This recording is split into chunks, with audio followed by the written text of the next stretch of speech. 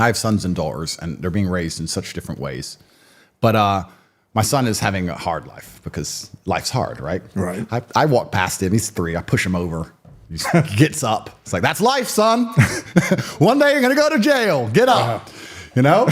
But my daughters are princesses. Right. Like my daughter's 3 and she's saying, I only want to fly private and all this garbage, right? She's at 3. She's a nightmare.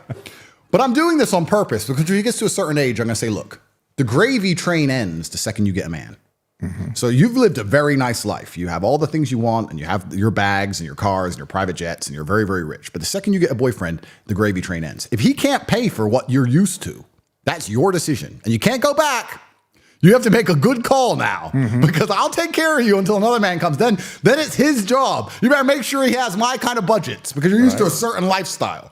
This is my plan. I have the same thing, and she's standing right over there. That's the plan. Same thing. Yeah, because the son is a completely different. You know, they're from different mothers, and it's kind of unfair because the mother of my son's like, if I had a girl, my life would be so much easier because they're on jets and stuff, and you're like, I don't want him on a jet. No, I don't want him on a jet. No, I don't want him on a jet. I want him to stand in line. Right.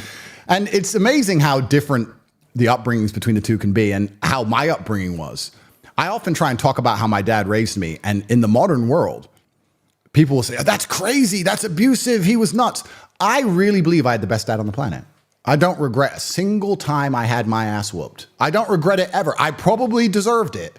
If I think back, I deserved it. And it's crazy to me that we built the whole world with discipline in children. We built the whole world with it. The pyramids were built when kids couldn't talk back to parents. The Napoleonic Wars, Mozart, the cathedrals, every single thing you see that was created less than 30 years ago, more than 30 years ago, was created with discipline in children. And now we're coming along saying, oh, you can't discipline a child. Oh, no, you can't tell them to be quiet and sit down.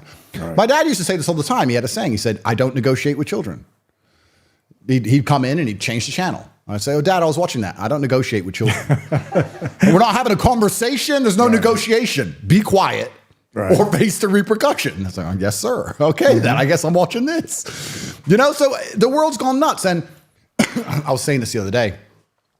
I saw something on TV about mental illness because I think a lot of the mental illness is overprescribed. And I'm not talking about PTSD. And even when I got out of jail, I had nightmares. Romanian jail is a unique experience. I'm not talking about that. I'm talking about the overprescribed mental illnesses because every kid in the world is a mental illness now, right? And they're talking about OCD and ADHD, etc. And there was this kid who was walking down the stairs and he had OCD. And if he didn't walk down the stairs in a particular pattern, he'd like skip one stair, turn around, go up a stair, then do a hop and then do a jump, some weird stair thing. And his 2 parents standing there going, if he doesn't go down the stairs in a particular way and we put him in the car, he has a mental breakdown, he starts screaming, we have to turn the car around and let him go down the stairs. And he has OCD. And the doctor's like, yeah, he has OCD and needs this medicine. Da-da.